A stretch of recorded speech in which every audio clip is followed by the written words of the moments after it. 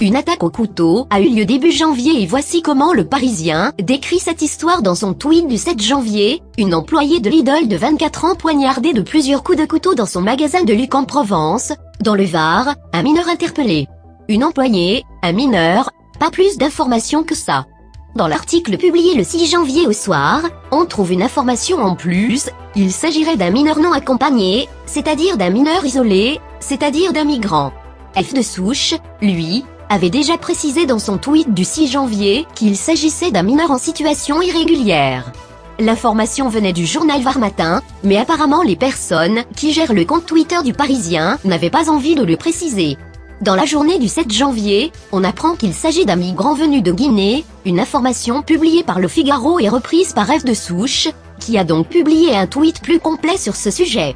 Le Parisien a bien mis son article à jour pendant la journée du 7 janvier, mais n'a pas modifié le titre de son article, et n'a pas publié de nouveaux tweets sur cette attaque. Or tout le monde sait que la majorité des gens se contentent de lire les tweets et les titres des articles. Les journalistes le savent aussi, c'est pour ça qu'ils mettent à jour uniquement le contenu de leurs articles, discrètement, sans tweeter ni modifier les intitulés.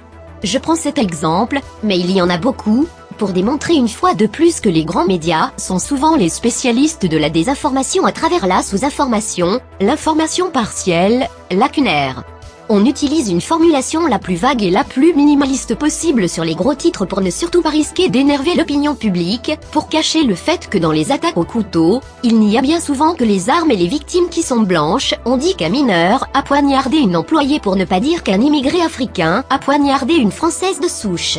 Merci à F de souche de faire le boulot que le journalisme français met tant d'efforts à ne pas faire, et envoyons nos pensées à Océane, qui est à cette heure entre la vie et la mort, parce qu'elle a croisé la route d'un animal qui n'avait rien à faire sur notre continent.